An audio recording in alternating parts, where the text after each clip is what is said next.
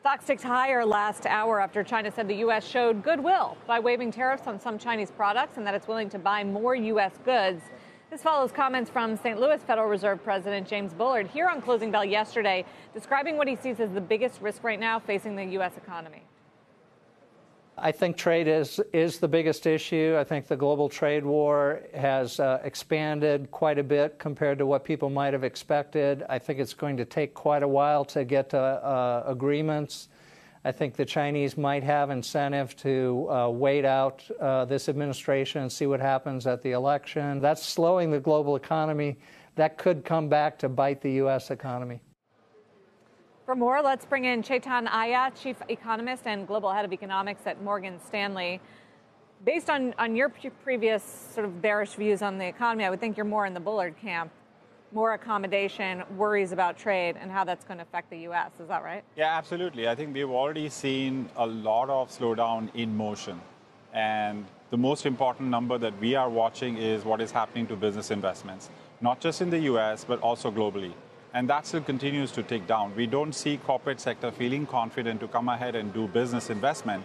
And unless you see that confidence coming back, we think that this slowdown is set in motion, not just also in U.S., but everywhere else in the world.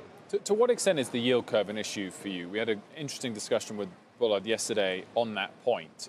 If longer rates were higher, such that it wasn't inverted at the moment, would you not be calling for a short-end cut at the moment? Well, I would put it this way, like if the yield curve is inverted or the 10-year bond yield is down, it's basically concern about global growth outlook. And so I'm just going to the root cause of it, which is this corporate confidence issue, which is the trade policy issue. So we're just trying to take the call on that. At this point of time, our house view is that we still don't see any sign of a comprehensive deal being done.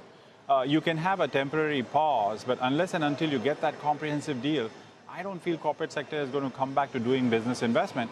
And also, mind you, that the global slowdown that has occurred so far has been quite significant. We've seen 120 basis points slowdown in global growth. So demand is weak. So corporate sector is, independently of trade policy issue, also concerned about the fact that now demand is not there. Capacity utilization has gone down. So it is a concern. There's been some attention on the upturn in the economic surprise indexes, some numbers globally and in the U.S. get it coming in better than expected. Is that just because forecasts got beaten down? Are we not able to see an inflection point there somewhere? Well, so we saw that in Europe, for example, and then it's turned down with just one data point so badly that we're back to where it was before the surprises started. So I think, yeah, you will probably see some stabilization of growth if trade uncertainty reduces. Either there's no further escalation. So that's how we are pegging it. We're just pegging it all to trade policy.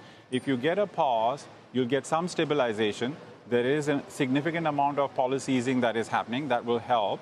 But you really need that trade uncertainty to go away completely for a proper, full-fledged, sustained recovery. So business uncertainty is obviously a huge problem. Business investment, it's what the Fed cited.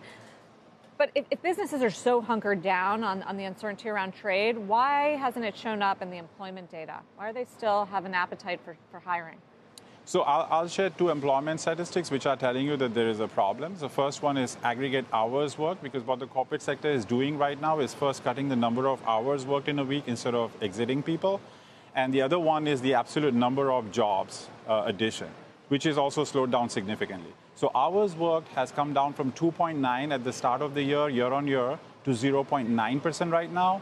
And in terms of the jobs momentum, we have seen it come down from 235,000 a year back or start of the year to about 145,000. So we have seen a significant loss of momentum in jobs addition too. And you know the monthly number is even lower than that at 125, with private sector below 100 last month.